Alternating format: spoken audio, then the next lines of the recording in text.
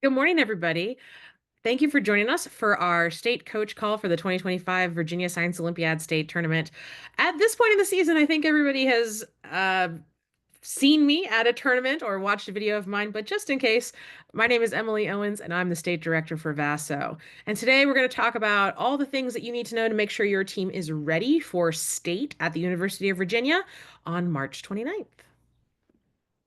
So, our agenda includes talking about the state tournament schedule briefly, some really important event updates, just especially for teams that haven't been to state before or coaches haven't been to state before.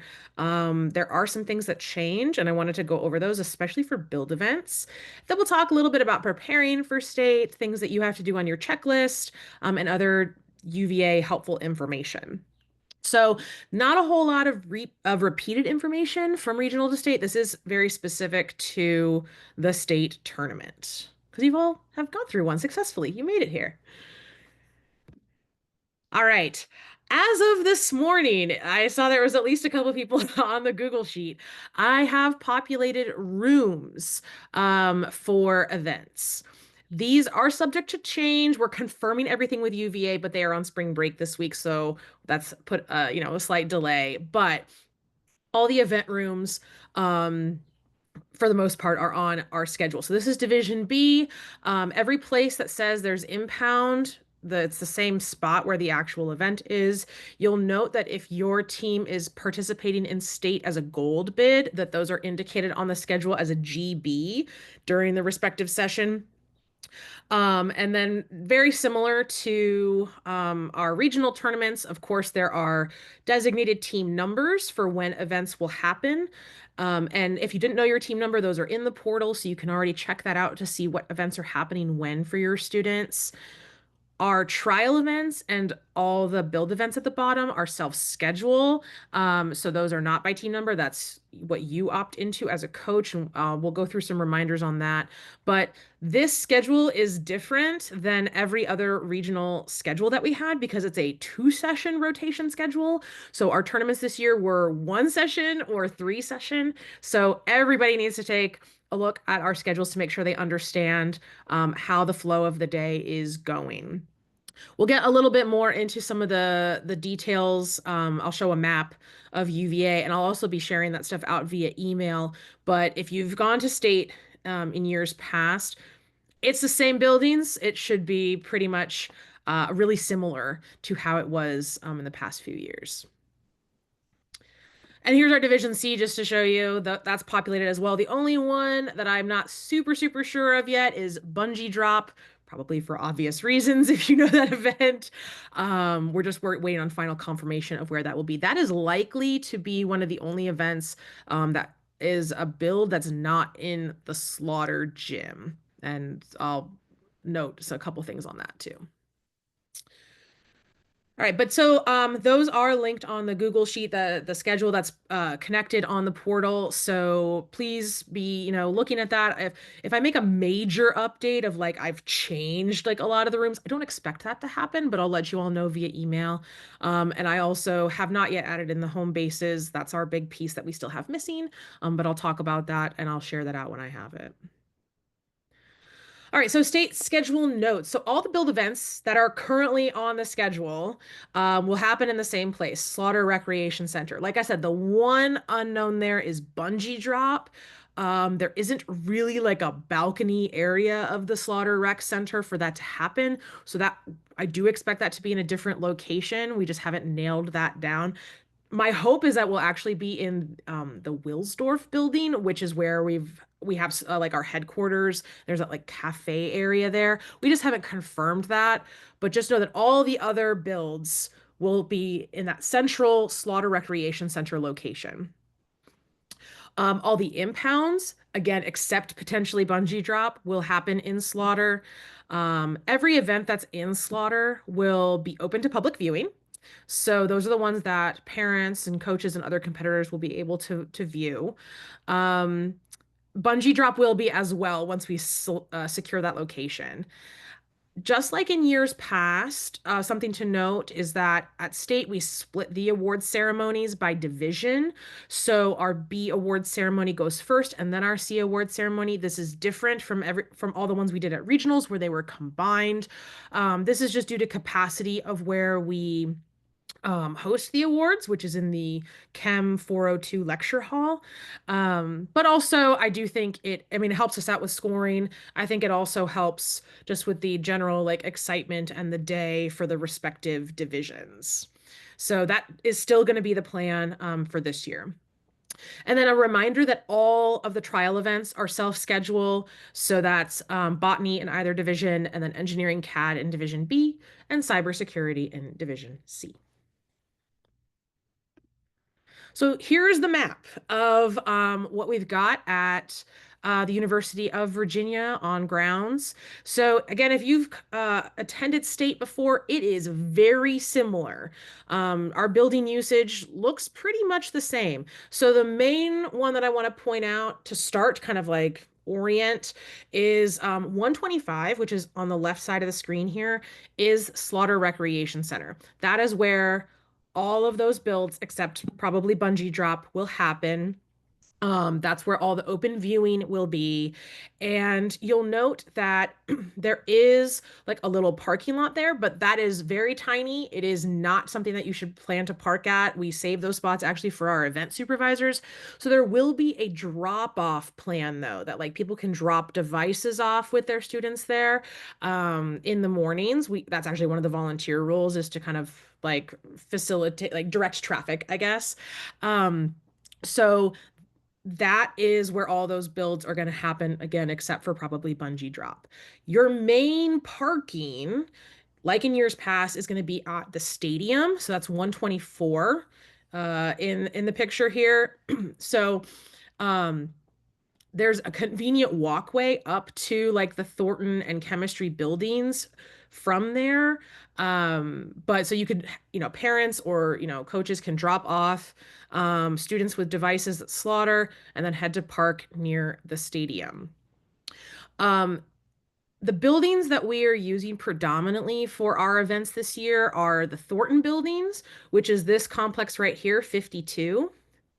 There's like A, B, C, D, and E wings. I believe our rooms are in the A, D, and E wings. So like along this part here on this side. The chemistry building, which is number 30, I indicate that specifically that we use the chemistry building. We are not using the chemical engineering building this year, which is 29. So making sure that when you read the schedule, you know that we're using 30. 29 is on here and it's close by, but that's not where our events are this year. And then the mechanical engineering building, there are a few events in there. That's 94. All of these are very close to each other. It's just a few minutes walk between them. Please note though that there is another event happening on campus that day. Not the 10 miler. That's not that's not happening that day. That's the week before. But Who Hacks, their hacking competition is taking place in some of the same general vicinity. So I believe they're using some of the like Olson and Rice building spaces as well as some overlap in the chemistry building. So just be aware that there will be another event happening, and so some of these buildings will be used by their organization instead. In terms of team spaces, what we're hoping for, and we just haven't solidified yet, is that we're going to be using some of the spaces in Gilmer, which is 67.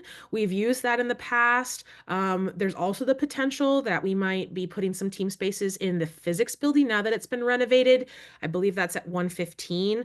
I will share an updated map with that specifically once we lock in where those spaces will be. But you'll see that they're all like pretty much in the same area. The longest walk really is from Thornton to Slaughter. That's like the extent of our tournament space, and it's 0.6 miles. So, we cross our fingers for good weather.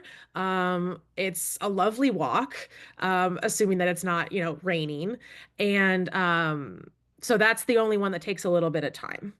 On the way, though, from going from like Slaughter in that area down to or sorry, from Thornton to Slaughter, is the Observatory Hill Dining Hall. So that's 108, and that's open. on Saturday for you can go for lunch, for dinner. That's the most convenient dining option respective to where our event is taking place. So for those of you that are veterans at this, pretty much the same as years past. If you're new, it really is all located along McCormick Road. It's very easy to navigate, and we do build in, like there's like 15 minutes during sessions because we know that there will be a little bit of travel time for people walking to and from events. All right, some other scheduling notes. Coach check-in will be similar to regionals. So you're going to get wristbands, you're going to confirm your rosters, etc. Like in years past, we are offering a couple early coach packet pickups for the state tournament. So I have this on your coach checklist, which I'll show you again later, but we offer like a Thursday afternoon Northern Virginia pickup. The majority of our teams are in Northern Virginia. I happen to be in Northern Virginia, so um, I will offer that Thursday, the 27th, from 4:30 to 6:30 p.m. at Thomas Jefferson High School, where I work, so that you can just have them ready to go. The other option, since a lot of the Vaso personnel come up on Friday night, once I arrive at my hotel, I believe I have like from 8 to 9 p.m. on the schedule. There's a potential for coach packet pickup at our hotel, which I'll share out via email. So those are both early pickup options. If you pick up early, you don't have to check in with us in the morning. You can just give your wristbands to your students and proceed directly to your team spaces, to your impounds, to your events, etc. If you do check in, Saturday morning, it will be in Wilsdorf, which is going back to our map here. Wilsdorf is 140. So it's right next to the chemistry building. Again, if you've been with us in years past, it's the same place. That's where you'll be able to pick up your packets. Okay, but if you want to do it early, you've got an option Friday night in Charlottesville, Thursday late afternoon in Northern Virginia. Just like at regionals, individual competitors do not have to check in with us, only with their coach. So there's nothing that would make the individuals have to go to Wilsdorf, unless that's where bungee drop ends up being. Um, and they could just go, like I said, straight to the team spaces. So you can give your directions specific to that information once we know where those home bases are going to be. It's totally up to your team if you require competitors to be there on site all day, depending on their scheduled events. Um, Vaso doesn't keep track of where people are all day, right? That's your role as the coach, as the school designated adult, in terms of your chaperone plan. So you can work that out internally with your team and with your school, whether you're coming down by bus, whether you're having them travel in personal vehicles. Just communicate clearly what your expectation is for when they should be on grounds, and like a way in which they're supposed to communicate with you if they're leaving early for whatever reason. But that's under the school peer review, not under VASOs. Just know that all the events that are scheduled by team number, like the set events, we will not move those. Those will not change, regardless of travel plans. If someone is supposed to show up and isn't there on time, we're not moving an event for that. So I do feel like this comes up a little more, potentially for a state tournament, because it's except for like a couple teams, it's pretty much a travel tournament. So just do what you can as a coach to be clear about the expectations with your students. If they're all traveling with you, then that's probably pretty easy. But others, you may be choosing for parents to drive.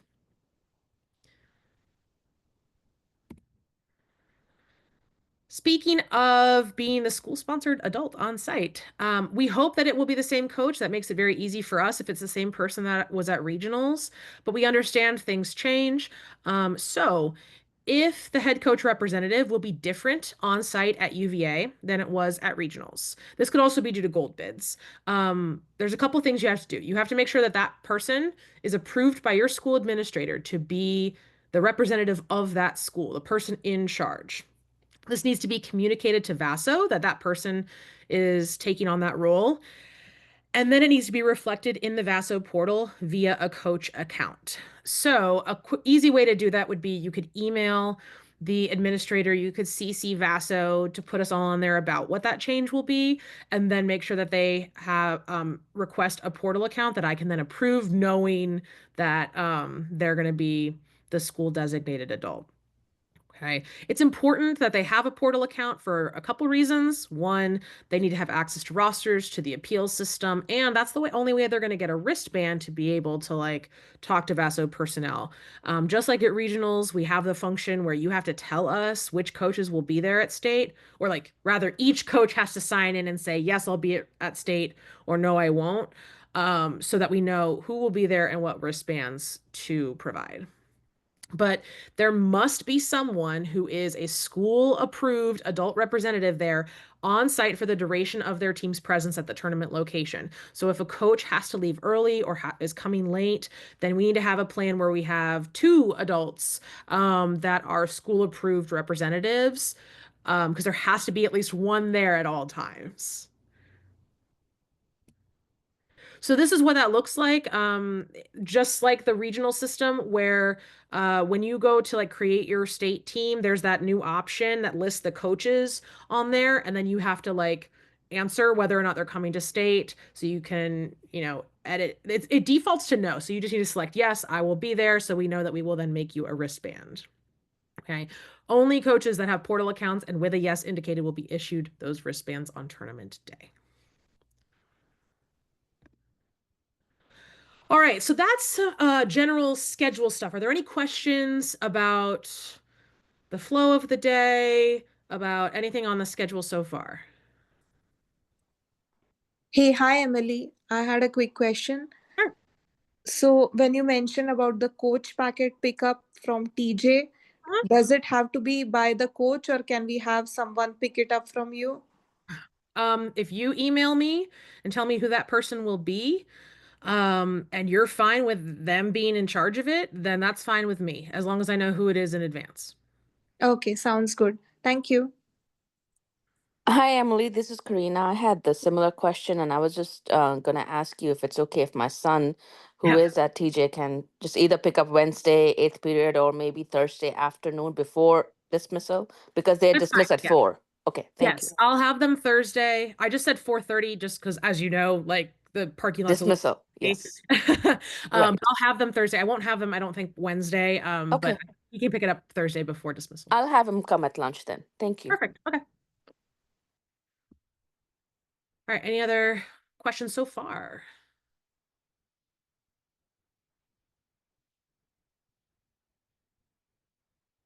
All right. Cool. So let's talk about event highlights and notable changes that you need to be aware of transitioning from regional to state. And these are things that your team members can also see if they read their rules carefully, but we do want to just make sure that everyone's on the same page. So first, most written tests have additional topics added in that in the rules were designated as states only topics. So everybody should have some additional preparation that they're doing to cover those topics. It is not the same scope as regional exams. So I would encourage for all events, right, that your students reread the rules together. Especially helpful if you've had like different partner pairings, right? As you created your state team, that rereading the rules can be a helpful way to make sure that they're on the same page. But written tests, we should expect that now those states only topics are in play.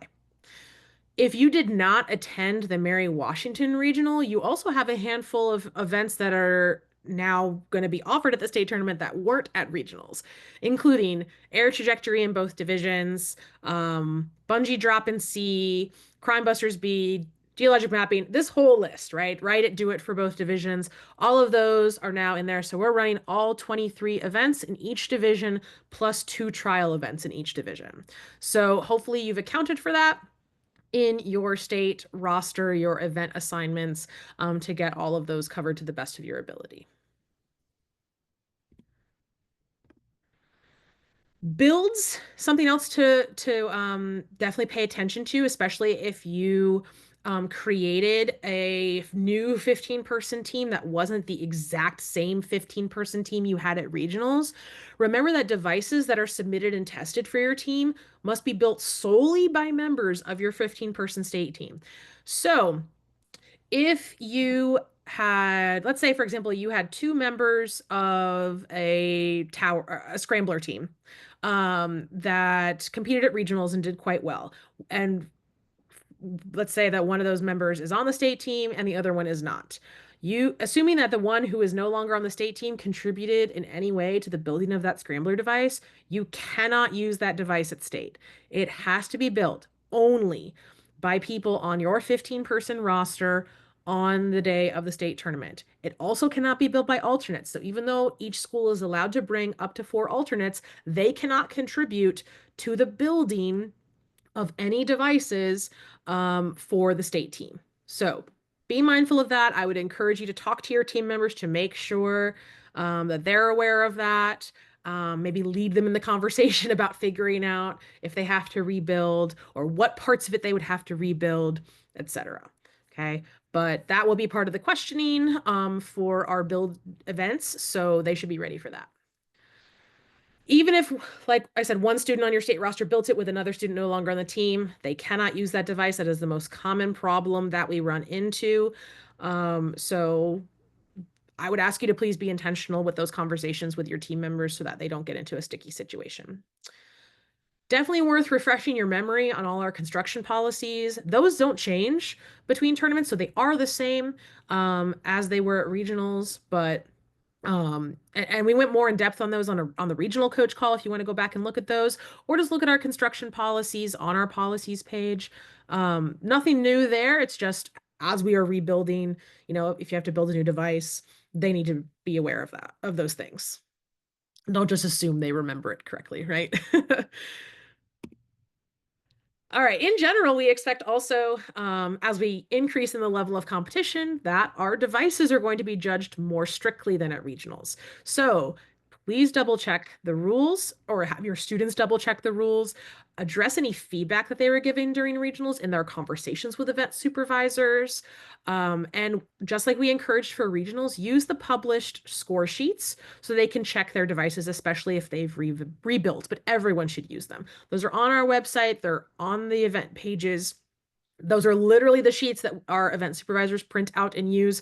So it's a great thing to just like have them, double check their devices before they bring them down to Charlottesville. Also, we'll point out that they should not expect that it's the same event supervisors. So sometimes, they may say, well, at this tournament, there was this event supervisor who said XYZ. A lot of them are different. Or, we had different event supervisors at different tournaments. And so it's just whatever regional you may have gone to, you may see an event supervisor that was at your regional tournament, or you may not. So they should just be expecting that things are going to be more strict overall, and be ready for that. Now, some event-specific changes that are unique to the state tournament for our build. So like in air trajectory B and C, there are some changes that students should expect in terms of the targets. So for example, the surface of the near target that's elevated is now going to be between 1 and 1.5 meters, right? That's higher than it was at regionals, above the ground. If you weren't at the UMW regional and didn't do air trajectory, then you should just be making sure you're focusing on the state parameters.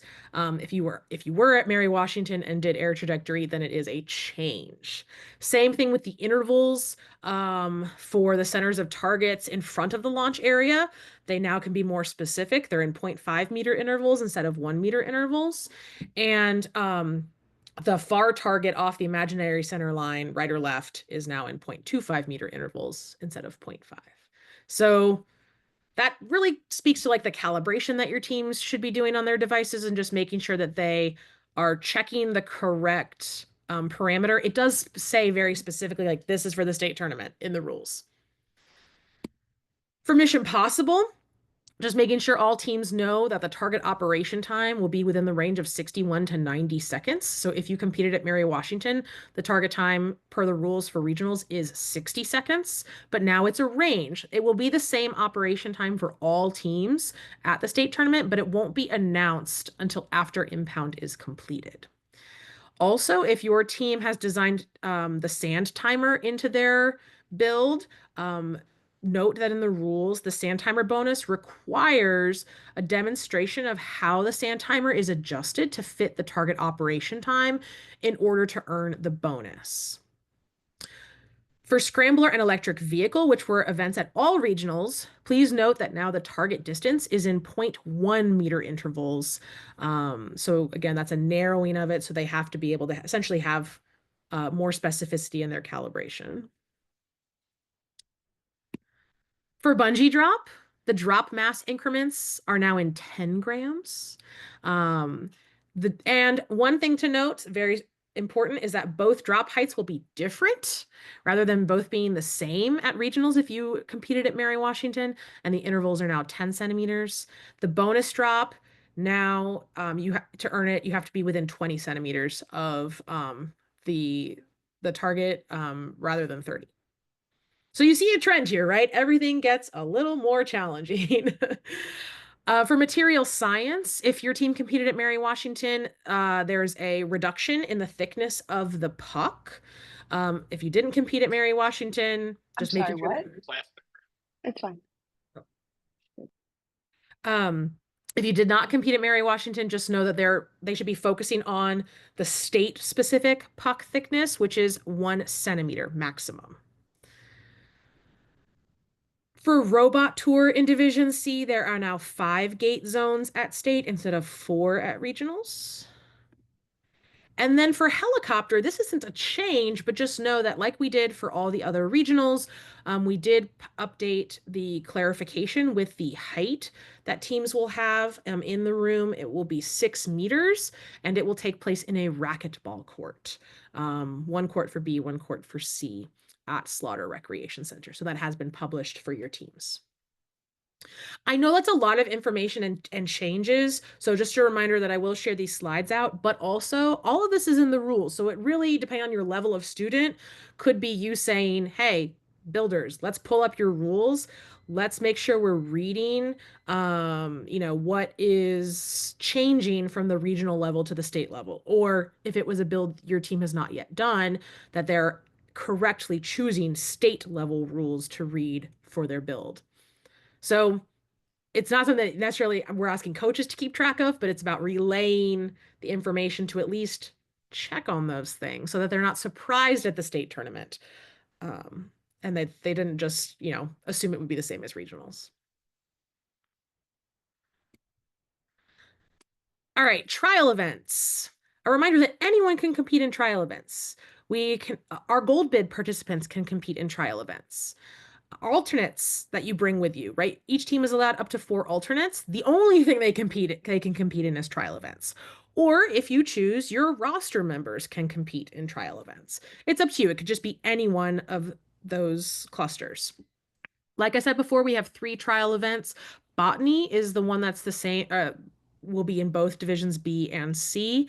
So we do have a clarification that was published on March 4th that they do not need to bring or wear a lab coat or goggles for this event. So hopefully that makes it a little easier for planning of items to bring. And then you'll see that also for all of our trial events, we have this common clarification that says we award individual medals, but it does not count toward the team score. Okay. And so also schools can only send 1 pair to compete. Again, it could be alternates, it could be roster members, gold bid participants, etc., but only 1 pair. This is also an important reminder, I guess, that like clarifications should be checked. We have that whole clarifications page on our website. I can tell you that none of the build events have clarifications that were published after regionals, except for the update to the helicopter one. But especially if your team did not compete at Mary Washington, please make sure you are checking the clarifications page to see the clarifications that were posted for the build events through the season. Every build event has at least one thing posted in a clarification. But for those of you that have done all of the events already, nothing is changing for those like since regionals in those events in terms of our adjustments of rules. It's really just the trial events that have like the new clarifications. So botany actually has the fewest clarifications out of any of the trial events. So if you look at engineering CAD, which is our other Division B trial event, there are quite a few important things to note. And if you're a Division B coach, I sent you a separate email this week that has specific information about what you need to do or what your team needs to do to be ready for this tournament. Namely, that when you sign up for a slot in this event, we have to collect emails like for the student Onshape accounts. This is so we can add them to the online classroom to be ready for tournament day. We will purge this information and like not keep it past the tournament. So just know that like we're not going to be collecting and keeping like student email addresses, but they have to have an each team member has to have an Onshape student account. We'll ask that you give us that email that's linked to it so that we can add them to that online classroom. And then they need to be able to, of course, log into that during the event session. So they should bring their own computer, that they should be ready to log into their Onshape account. It should be a fully charged computer. Don't worry about the Wi-Fi part of things. Our event supervisor will have that information for them. But there are some additional steps that teams have to do in advance to be ready for that event. We cannot add in competitors on the day of. So this has to be done beforehand. Also, please note that the engineering CAD rules are not the ones in the 2025 rulebook. Nationals actually published updated rules in January. We are using those. So those are linked on our site, like actually in this clarification, or if you go to the engineering CAD event page for the VASA website. But make sure that you are using the updated rules, not the ones in the giant like 80+ page rulebook PDF that you probably downloaded in September. Okay, use the ones from January. If you have other questions about engineering CAD and all the specifics here, please feel free to like reply to that email that I sent to the Division B coaches. And we can help you navigate that. But our hope is that we've known we were going to choose this as a trial event for a while, so that we could figure out these logistics. So hopefully we've covered what is needed. For cybersecurity, which is the Division C trial event, I had sent this out also in a previous email that coaches must sign up their students to participate in this event, and the students must show up for the session they were signed up for. It has to do with the particular interface we're using. I'm going to be real, I don't really understand it, but that's why I'm not a CS person. However, the person in charge of it is very, very knowledgeable. He is a professor in the computer science department at UNC Chapel Hill. He's actually a former VASA competitor who just loves to come back and help us. And so they've written this whole interface. It's truly awesome, the work that he has done on it. But because of that, we also have written our own rules for the event that go along with this interface. So please make sure you're reading the Cybersecurity C VASO rules that are posted on our event page. If you have other questions on that, you're more than welcome to send them to me, and then I can pass them along to people who know things in this realm. Okay, some other quick reminders that I want to put out there for our lab events, just because we always run into a couple bumps at regionals. Just a reminder about the personal protective equipment guide that's been published. There are some additional events that require it if you competed at the smaller regionals. So namely like Crime Busters and Material Science are chemistry events that were only at Mary Washington. So making sure that students have the correct goggles for those chemistry events, and also correct eye protection for build events. So the Z87 plus rating for the build events that require goggles, and the indirect vent chemical splash goggles for the chemistry events.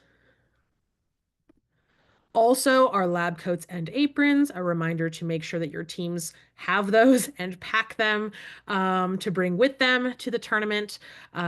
So making sure that you just are designated, either the students are in charge of that and must bring it themselves, or if you as the coach are going to be bringing that safety equipment. Also, for those chemistry events, students can curate those kits to bring that has anything that has an X on the chemistry supplies page of the rule book.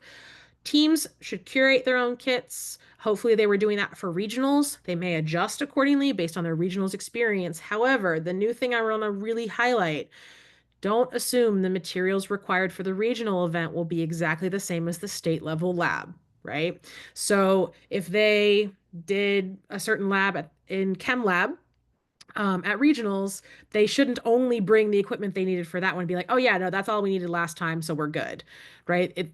It's going to be different, so they should be thinking about that and still curating their kit appropriately.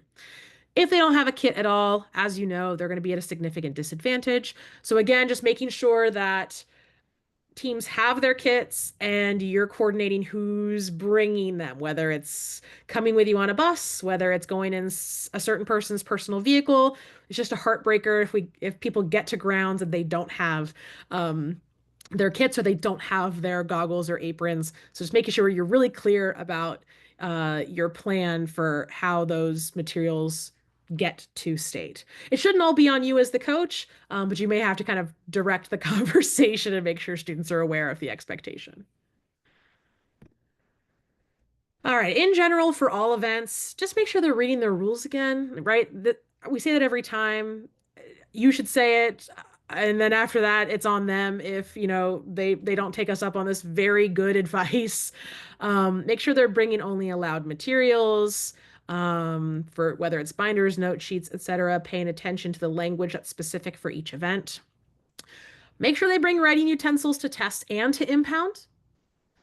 And then for Write It, Do It, since that was only run at the Mary Washington Regional, just wanted to highlight that VASO does provide and package the supplies, so there's nothing that needs to be brought to that event other than a pencil by the writer. In addition to the rule book, please make sure that your team members and mentors are aware that they should be reading the website pages, they should read the rules, read the score sheets, read the clarifications, just double checking all the sources of information that we compile on our website so that there are no surprises in terms of new rules, changes for state level rules, etc.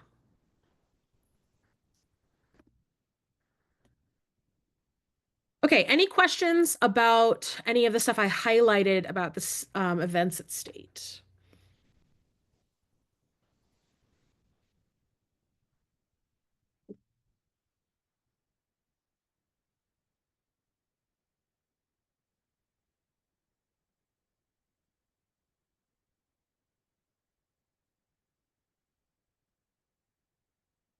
Okay.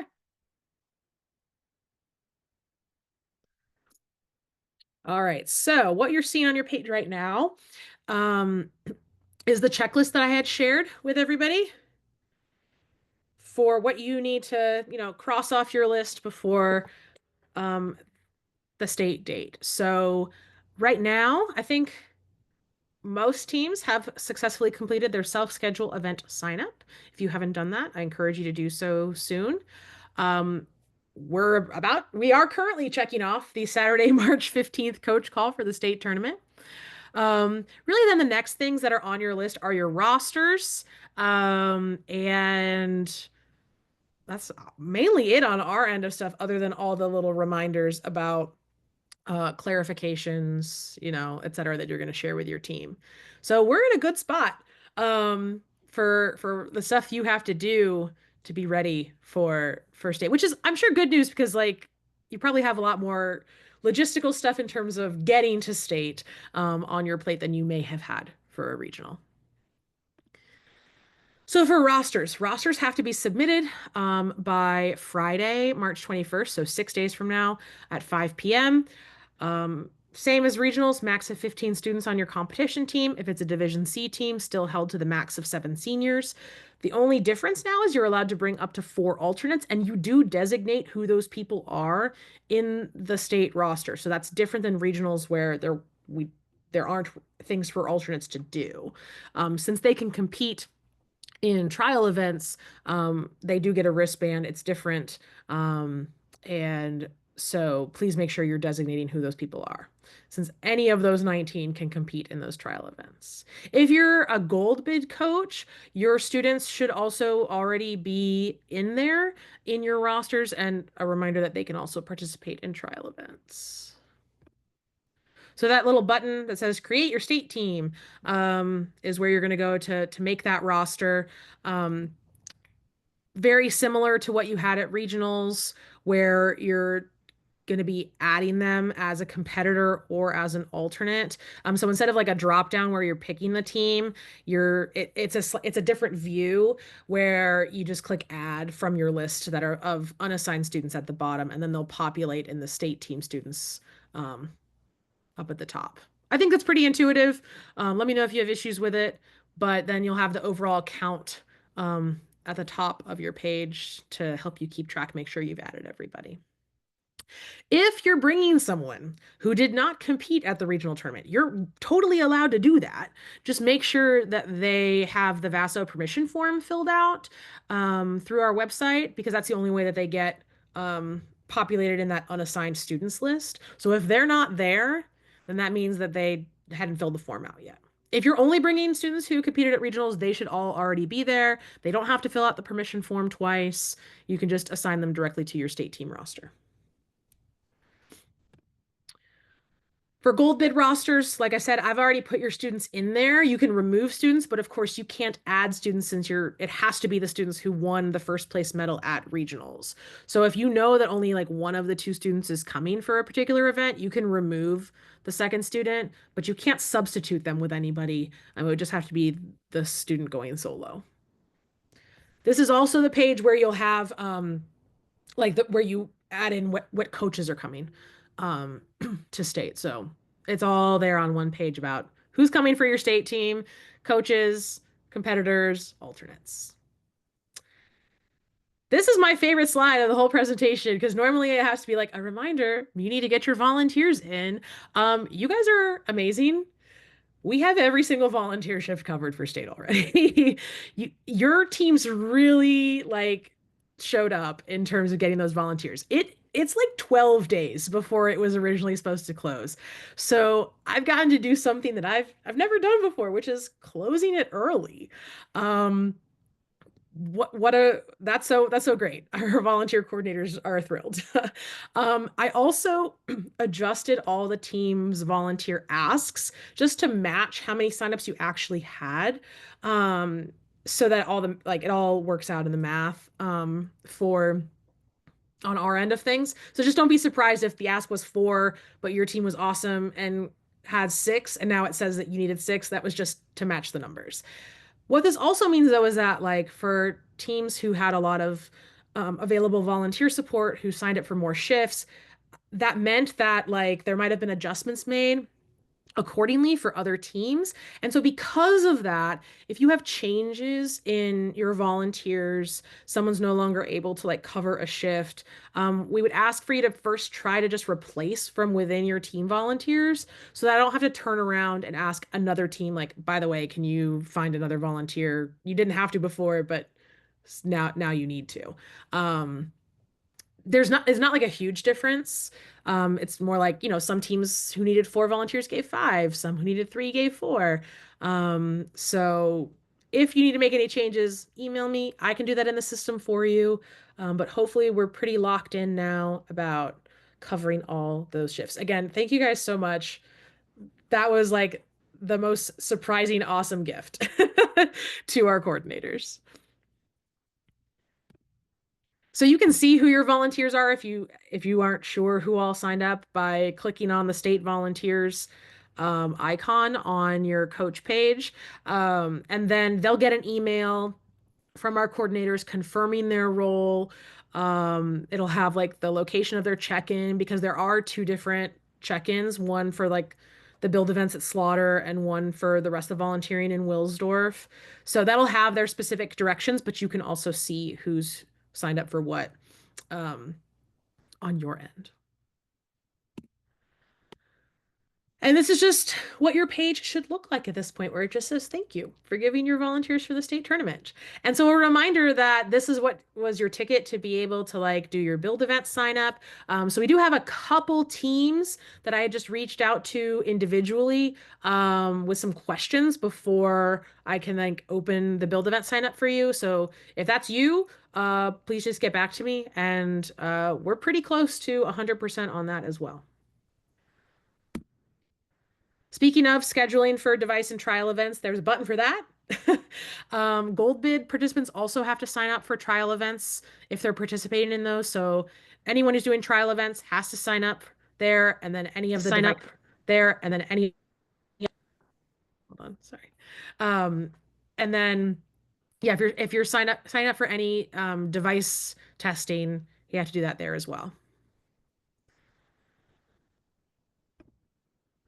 So that sign up for device testing and trial events closes the day before the tournament at 7:30 a.m. That just gives us time to make sure we have all our ducks in a row before we travel to Charlottesville. A couple of reminders on that for build events, just like at regionals, teams are signing up for the whole block, but they won't be there the whole time. It'll be like 15 minutes of testing. As at regionals, they should expect to be there at the start of their session, but please plan accordingly for your students who are in multiple builds or who have a lot of conflicts with their partners' schedules. There's also something you can talk about with the event supervisors, like, hey, I've got a kid who signed up for 2 different builds in the same session. Can I go first for this one and hopefully can go later in the session for the other one? That's not ideal, but like do what you have to do if that does come up as a situation. And then remember that like for impound, it doesn't need to be the actual kids competing in the event to impound the device. It can be impounded by anyone on the team. So that's also some flexibility if someone has like multiple builds and they can't stand in 3 different lines at once to get those all turned in at Slaughter. But hopefully it should be pretty convenient since they're all in the same location, except for Bungee. So that might be the one where you have to strategize about where your team members will be. Okay. In contrast to the build events, when you sign up for the trial events, those are a full test period. So just be mindful of that, that they should expect to be there for all 55 minutes for botany, for cybersecurity, for engineering CAD. But for helicopter, right, it's going to be like 10, 15 minutes, not the whole 50. All right, any other questions about your preparations in advance of the tournament? Anything from the checklist? Anything else on your mind?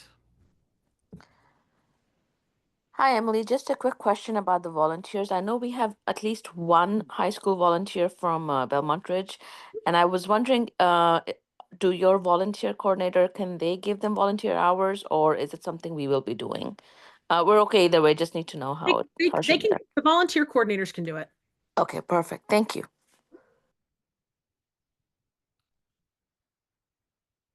Other questions? Hi, Emily. I have a clarification about the gold bid. Our Division B team is coming, but we have a gold bid team from our Division C team. Yes. So is that something that Melissa needs to do through her portal, designate one of us as school-sponsored adults? Yes, that would be helpful since they're not. Well, actually, Melissa can't do it. So what I would need is okay, let me back up actually. So do you have a second coach for your Division B team, right?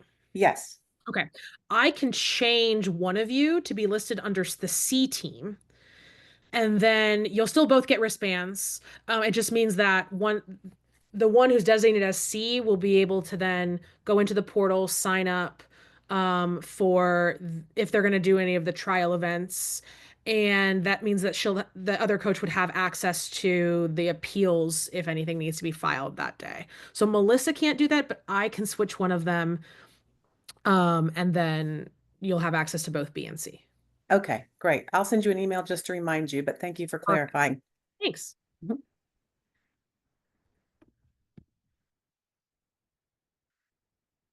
All right, other questions?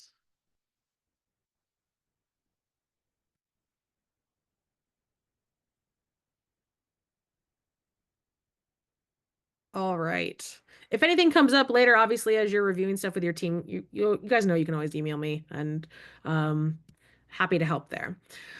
For UVA, other specific information about the day, home bases. Like I said, we're working on securing areas for all teams to have as home base spaces. We're just waiting for them to come back from spring break to lock it in. And part of that was coordinating with like what rooms Who Hacks was using, so that obviously we need different rooms than them. But like I said, it should be in the same general area. We're hoping for maybe some spaces in Gilmer, the physics building. We'll look at other options depending on what they come back with.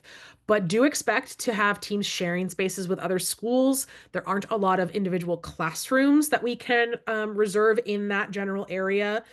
We use those more often for events. So probably looking at like some lecture hall space kind of styles. If the weather is nice, teams often have like tried to set up outdoor areas. There's some nice courtyards in between the Thornton buildings or around the Chem buildings. So that's also something you can think about. Obviously, if the weather's not great, we will still do our best to have spaces designated for all teams. That's just the last work in progress, I would say. Please tell students and parents, no matter where they're going to be respectful of other teams' belongings, their devices, their designated spaces. Be respectful of the UVA grounds. We always want to be invited back. And you guys do a great job year to year, and we'll give you trash bags, just like we did at regionals, so that we're, picking up after ourselves. But depending on what regional you went to, you may have had a team room, and that might be a change then to be in a shared space. So you might want to share some additional considerations there. It's helpful to have a coach or a knowledgeable adult in the home base area during the tournament. We know that may not be as possible, especially when we're spread out on a campus. So we ask that you make sure that your contact information is correct in the portal, namely cell phone number. If there's appeals that are initiated, they'll often they'll send you updates via email, but it is helpful to be able to call you as well. We can try to meet you where you are or find like a common location if we have to talk about something face to face. So just making sure that you've got someone hopefully in the home base area that's kind of overseeing students who are not actively competing.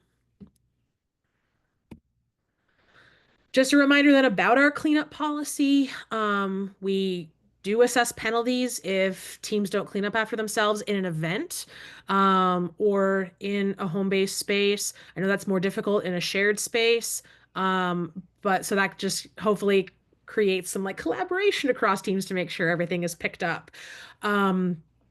So just leave a place cleaner than you found it. Do your best to collect all trash.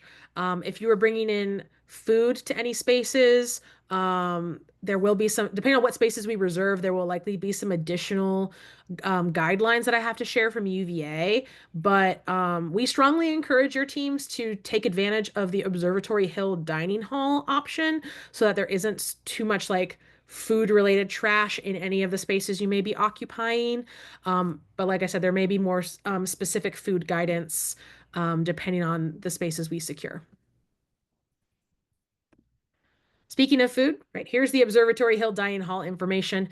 On that Saturday, we expect it to be open from 8 a.m. to 4:30 p.m., $13 per person per entrance.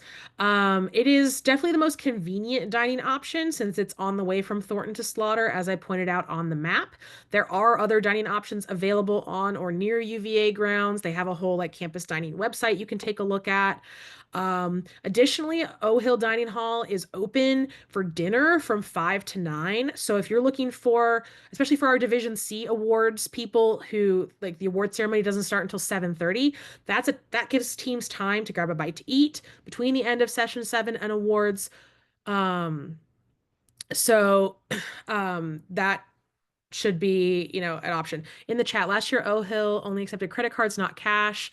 Yeah, I'll double check. They have like the options that are listed on the site about like what payments, but that is something to definitely keep track of, I guess. That like make sure students have cards, or maybe organize something where like you'll be able to pay with like a school credit card if you put in a PO in advance, but you can like collect money from students to pay for that. However you choose to do it as a team. But those are the payment information is available on their site. So yeah, thank you for that reminder. Definitely check that out to make sure everyone is prepped and ready for that. Or yeah, work out internally with your team like a system where people can collect funds. Speaking of awards, so I said that Division C starts at 7:30. Division B will be at 6:30. It's in the same space. So we like do a turnover between B and C. It's in the Chem 402 lecture hall, the big space that we've used for awards the past couple years. That space we will not have access to until I think about 5 o'clock. I know that space will be used by Who Hacks earlier in the day for their like opening ceremony. So just know that it won't be open until closer to awards, and that we've done a good job, I think, the past couple seasons of getting Division B done within that hour to then change over for C, but just work with us a little bit to make sure that transition is smooth. Like other state tournaments in the past, we will announce the top 6 in each event, plus gold bid placements for medals, and then top 5 schools will get trophies. And as we've done in previous years, we'll have trophies just be, accepted by a team representative, and then you can find spaces to stage photos elsewhere in the Chem building or other places on campus. Qualifying for nationals. So I really hope we will have more specific details for Virginia by the state tournament. We know we are guaranteed 1 team spot in B and C at nationals. So the top school in B, the top school in C that's announced at the awards ceremony will definitely be invited to the national tournament, which is at the University of Nebraska-Lincoln this year, May 23rd and 24th, Memorial Day weekend. We are told every year that April 1st is the latest we will find out about team numbers for the national tournament and second bids. I am hoping, since we're like really close to the April 1st with our tournament date, that we'll know in time for me to announce it at the awards, whether we have a second team bid in either B or C. It is never guaranteed year to year. Just so that you know, the process is like, in February, they ask us to report out our registration for like how many teams are registered in our B division and in our C division. They compile all of it. It is literally like the top 10 largest programs are the ones that get the second bid. So we are just compared year to year to all the other state registrations. And so it's never a guarantee. We've been lucky enough to have 2 bids in B for the past few years. We've been lucky enough to get to send a second team in C for the past couple years, though we've never been in the top 10 and earned that bid. It's always been through another state declining. So who knows what this season will bring. This is not me hiding info. I genuinely don't know. So I'll share when I can. 哎，去吃吧，我没找着。 All right. What other questions do people have that I can answer for you? I have a quick question, Emily. Yeah. Between emptying the home base and the award ceremony for C, there's like, I don't remember the exact time, but it's like 2 hours worth of time. We probably won't be able to get the bus back onto UVA's campus to drop off the stuff and then like leave again. Is there somewhere we can leave stuff? I feel like last year there was an option to put it in the chem building, like outside the award ceremony space, but I don't really remember. It was kind of a Yeah, blur. I mean, it won't be, there's a big lobby there. Mhm. There's also like there's a downstairs area of the chem building that has like open seating. Mhm. I mean, you're welcome to leave stuff. There won't be anyone from Vaso watching over it, Right. but Uh-huh. that building will remain open since that's where awards is, so that's an option. Okay. Okay. Thanks. Other questions?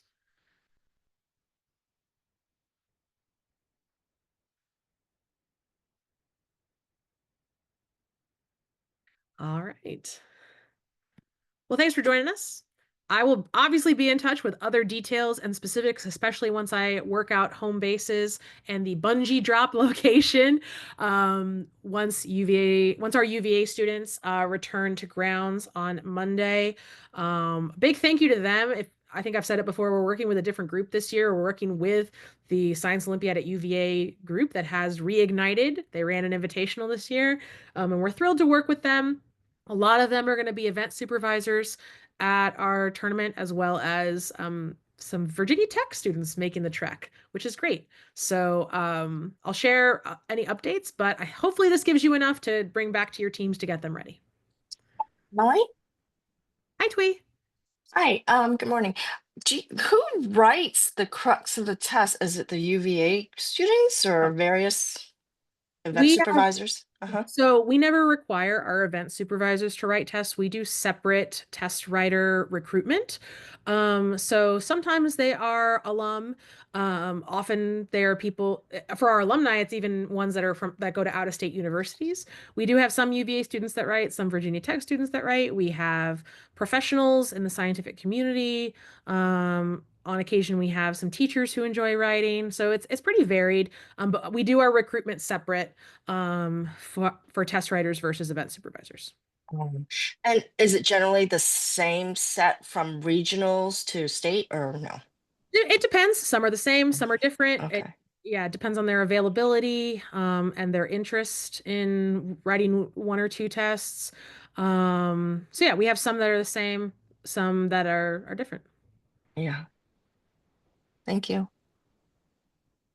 You just reminded me of one other question, Emily. Sure. Sorry. At regionals, we had a minor snafu with our goggles. Is there a way to make sure that that doesn't happen at state so I don't have to run all over campus? Yes, so the people who are running our chemistry events, I believe, are almost exclusively UVA students. Okay. And so I will be offering a training for them and I will include that. Okay, thank you. I can take a picture if you want me to. It's good. We're Link, good. whatever. We're good. Okay, thank you. Another question, Emily. Our students, I think one of their biggest struggles is to deal with all the unknowns, of course, from tournament to tournament. And it's understandable from invitational to invitational. But if you could answer, how is it different or anomalous from regional onto state? Like same equipment, same sort of structure, same sort of, we already answered the testing issue. You but- mean for build events? Yeah. They're pretty much the same equipment. I don't know if anything had to be repaired or remade from our tech people, but it's the same people putting together the equipment that we then haul to UVA. Okay, good. Thank you.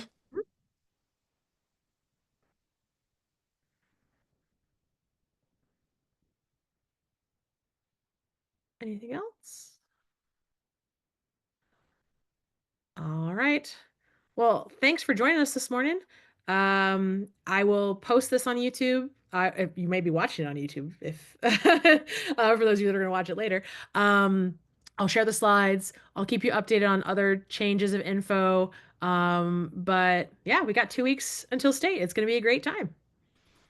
So thanks, everybody. Thank you.